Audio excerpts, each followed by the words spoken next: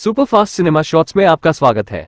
आज हम आपको समुद्र में रहने वाले एक छोटे कछुए की कहानी दिखाते हुए बताएंगे। कहानी की शुरुआत में हमें एक बीच को दिखाया जाता है जो समंदर का किनारा होता है। वहीं हमें एक बूढ़े कछुए को दिखाया जाता है जिसका नाम है सैमी, और आज वो बहुत खुश होता है क्योंकि आज वो दादा बनने वाला था। सैमी अपनी कहानी बताता है कि आज से 50 साल पहले उसका जन्म इसी बीच पर हुआ था जहाँ सिर्फ कछुए रहते थे। मादा कछुए एक गड्ढे बनाकर उसमें अंडे देती हैं। उनकी हिफाजत के लिए गड्ढे से सभी कछुए के बच्चे बाहर निकलकर समुद्र में जाने लगते हैं और तभी अंडे से एक और बच्चा बाहर आता है। वो बाहर निकलने की बहुत कोशिश करता है लेकिन वो गड्ढे से बाहर नहीं निकल पाता। तभी एक सीगल आकर उसे शिकार के लिए उठाकर ले जाता है। जैसे तैसे उससे वो खुद को छोड़ाकर नीचे आ गिरता है। फिर उसे सैली नाम की एक फीमेल टर्टल मिलती है।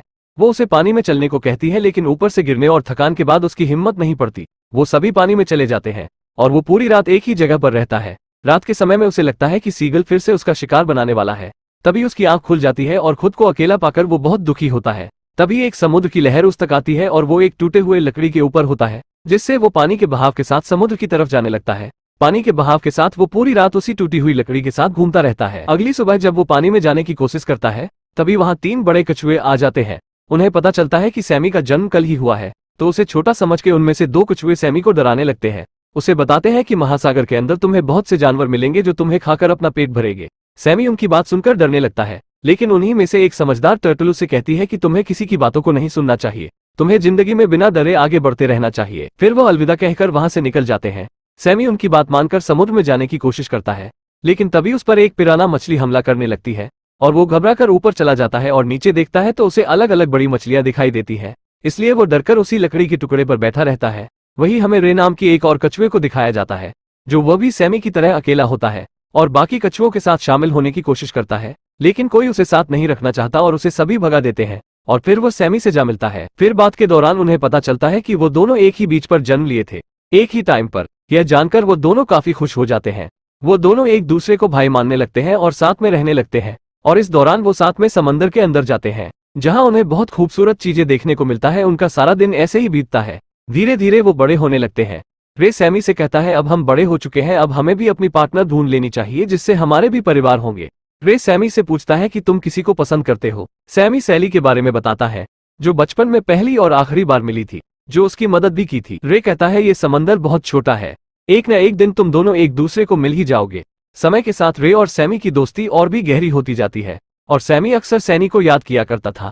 रे उसका दिल बहलाने के लिए अपने दोस्त ऑक्टोपस के पास उसे ले जाता है जिसके ऊपर वो दोनों बैठकर राइडिंग करते हैं। लेकिन अचानक उस जगह कच्चा तेल फैलने लगता है जिससे कई जीवों को खतरा है। वो सब उससे बचने के लिए से दूर भागते हैं और जब वो ऊपर आकर देखते हैं कि तेल से भरा पूरा जहाज पलट गया था जिस कारण जहाज में मौजूद कच्चा तेल समंदर में जाने लगा था। रे और सैमी के साथ यह पहली घटना थी और इसी के साथ इन दोनों का बुरा वक्त भी शुरू हो जाता है। एक बार जब वो अपनी टूटी फूटी लकड़ी के साथ घूम रहे थे, वजन ज्यादा होने की वजह से वो पूरी तरह से टूट जाती है और वो समंदर में चले जाते हैं। लेकिन सैमी बहुत सारी मछलियों के साथ एक जाल में फंस जाता है और वह जाल के साथ ऊपर जाने लगता है। उसका दोस्त उसे बचाने की पूरी कोशिश करता है लेकिन वो खुद भी एक दूसरे जाल में फंस जाता है। अब वो दोनों अलग हो चुके हैं। जाल से निकलने के बाद सैमी एक बाल्टी में चला जाता है और सैमी वहां से निकलने की कोशिश करता है लेकिन वो सामान के बीच में फंस जाता है और सैमी वहां से हिल भी नहीं सकता था। काफी देर धूप में रहने से वो बेहोश हो जाता है जिससे फिशरमैन उसे मरा समझकर समंदर में फेंक देता है। लेकिन समंदर में जाने के बाद भी उसे होश नहीं आता। तभी एक डॉल्फिन आती है और उसे उठाने में उसकी मदद करती है जिससे पानी के बहाव के साथ वो समंदर के किनारे तक आ जाता है जहां रात में एक कपल की नजर उस पर पड़ती है और वो उसे लेकर घर चले जाते हैं। जब सैमी की आंख खुलती है तो वो एक छोटी बच्ची, उसकी माँ और एक बिल्ली को देखता है। ये फैमिली सैमी को बहुत प्यार से रखती है और उस बिल्ली को बहुत जलन होती है क्योंकि सैमी के आ जाने से उसकी मालकिन सैमी पर ज्यादा ध्यान देने लगी थी और बिल्ली उसे कहती है तुम्हें इंसानों पर भरोसा नहीं करना चाहिए क्योंकि कभी भी वो उसको दावत बना सकते हैं। रात में वो औरत अपने बच्चों को कहानी सुनाती है जहाँ सभी इकट्ठा होते हैं। बिल्ली का नाम फ्लैपी है। फ्लैपी सैमी के पास आकर उससे पूछती है कि यहाँ से भागने का क्या प्लान बनाया, लेकिन सैमी को उसकी बात पर यकीन नहीं था। फ्लैपी बात बात पर उसे बताती है कि वो भी ओशन से बचकर यहाँ पर आई थी। ओशन महासागर समंदर है। सैमी को पता चलता है कि और भी समंदर है। अगले दिन सैमी एक मादा कछुए से मिलता है जिसका नाम है वीरा।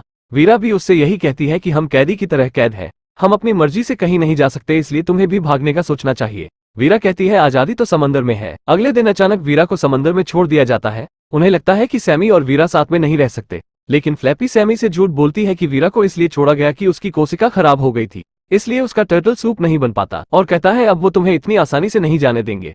उसी रात बीच पर पुलिस आती है और सभी को वहां से निकालने लगती है। फ्लैपी सैमी से कहती है यही मौका है तुम्हारे पास भागने का। सैमी उसकी बात मानकर छिप जाता है। लेकिन सैमी अब बिल्कुल अकेला पड़ गया है और वहीं काफी दिन गुजारता है। फिर वो समंदर में चला जाता है और भूख के कारण लकड़ियों को ही खाने लगता है। तेज हवा से वो एक पन्नी में फंस जाता है और तभी वीरा आकर उसे बचा लेती है। सैमी उससे मिलकर बहुत खुश होता है। फिर उसके बाद वीरा उसे ऐसी जगह ले जाती है जहाँ बहुत सारे पत्ते होते हैं जो कछुए खाते हैं। सैमी उसे खा ही रहा होता है कि एक फीमेल टर्टल उससे लड़ती है क्योंकि उसके पीछे एक शार्क पड़ी थी। सैमी उसे बचाने में मदद करता है और वो दोनों एक छोटे होल में छिप जाते हैं। लेकिन शार्क अब भी उनका पीछा नहीं छोड़ती। तभी उस शार्क के सामने वीरा आ जाती है और शार्क को भगा देती है। फिर वीरा उन दोनों को वहीं छोड़कर चली जाती है। वो दोनों आपस में बात करते हैं और सैमी को पता चलता है ये सैली है जो बचपन में मिली थी। सैली भी उससे मिलकर बहुत खुश होती है। फिर वो दोनों साथ में ही समय बिताने लगते हैं। सैमी सैनी से कहता है मुझे पूरी दुनिया घूमनी है, सारे समंदर को देखना चाहता हूँ। फिर सैनी से कहता है क्या तुम भी इस सफर में मेरा साथ दोगी। सैनी उसकी बात सुनकर बहुत खुश होती है और उसके साथ इस सफर में जाने के लिए तैयार हो जाती है। यह घूमने का ही सफर नहीं बल्कि पूरी जिंदगी साथ में बिताने का सफर होता है। सैमी उससे कहता है पहले हमें कोई सीक्रेट जगह की तलाश करनी होगी और वह साथ में सीक्रेट प्लेस ढूंढने निकल जाते हैं।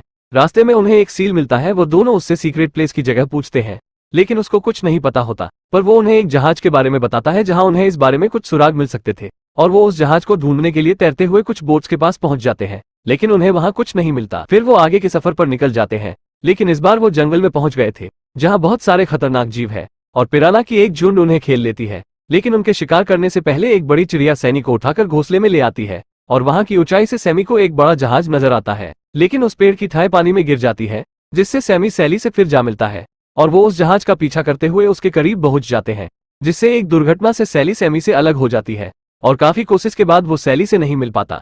सैली के गायब हो जाने के बाद सैमी बहुत उदास हो जाता है और तभी वहीं बूढ़े कछुए मिलते हैं जो सैमी को बताते हैं हमने एक फीमेल टर्टल को देखा जिसके शरीर पर शार्क के दांत के काटने का निशान होता है। सैमी समझ जाता है कि ये सैली की बात कर रहे हैं। वो बहुत खुश हो जाता है कि सैली अभी भी जिंदा है। वो उसकी तलाश में समुद्र में कई दिनों से भटकता है लेकिन उसे सैली नहीं मिलती और वो एंटार्क्टिका में पहुंच जाता है जहां पानी कम, बर्फ ज्यादा रहती है। ठंड ज्यादा लगने की वजह से उसकी हालत खराब होने लगती है। उसकी यह हालत देख पास से गुजर रहे इकोलॉजिक्स टीम की नजर उस पर पड़ती है और उसे सही करने के लिए वो अपनी लैब में ले जाते हैं और वहीं सौभाग्य से सैली मिल जाती है और वो उसके पास जाने की कोशिश करता है लेकिन कोई उसे समझ नहीं पाता और वो सैमी को रेस्क्यू सेंटर ले जाते हैं और किस्मत से वहीं स्लैपी नाम की वही बिल्ली मिल जाती है। वो स्लैपी से मदद मांगता है वहां से उसे निकाल सके और तभी वहीं वो औरत आ जाती है और सैमी को देखते ही पहचान जाती है और सैमी की जिज्ञासा देख समंदर में रिहा कर देती है। वहीं से जाते समय सैमी को दो कछुए मिलते हैं। वो सैमी से मदद मांगते हैं कि एक कछुए को एक कंटेनर से निकालने की। जब सैमी वहां पहुंचता है वो देखता है कि ये तो उसका दोस्त रे है। वो एक दूसरे से मिलकर बहुत खुश होते हैं और वो रे को बाहर निकालने की कोशिश करते हैं। रे उस कंटेनर से बाहर निकल जाता है। फिर सैमी रे को अपनी पूरी कहानी बता देता है। सैमी को रे इतना चिंतित में देख अपने घर ले जाता है जहां वो रहा करता था। वहां रे सैमी को अपनी पत्नी रीटा से मिलवाता है और वही बात करने के दौरान सैमी सैली के बारे में बताता है। फिर रीटा उससे कहती है मैंने सैली को यहीं कुछ देर पहले देखा था। सैली वहीं रहने लगी थी और सैमी देखता है सैली किसी और कछुए के साथ होती है। ये देख उसे लगता है सैली ने अपना जीवन साथी चुन लिया है, इसलिए वो बिना मिले ही लौट आता है और उदास होकर रीटा और रे के पास आता है और उन्हें बताता है कि सैली ने अपना जीवन साथी किसी और को चुन लिया है। और तभी वहीं सैमी को बताया जाता है कि जिसको उसने सैली के साथ देखा था उसका नाम रोबी है, जो किसी भी शी टर्टल से फ्लर्ट करने लगता है और सैली के भी साथ फ्लर्ट ही कर रहा था। टर्की है। ये बात जानकर सैमी बहुत खुश होता है कि सैली के दिल में उसी के लिए प्यार है। वो जल्दी से सैली से मिलने जाता है जहां एक शार्क उसके पीछे लगा होता है। सैमी शार्क से उसे फिर से बचा लेता है और फिर वो दोनों हमेशा के लिए जीवन साथी बन जाते हैं। और इसके बाद से कहानी वर्तमान में आ जाती है। अंडे से बच्चे बाहर आ चुके थे। सैमी और सैली उन्हें रोड क्रॉस करवाते हैं और वो दोनों दादा दादी बन चुके थे और फिर एक बच्चा उस गड्ढे से बाहर नहीं निकल पाता।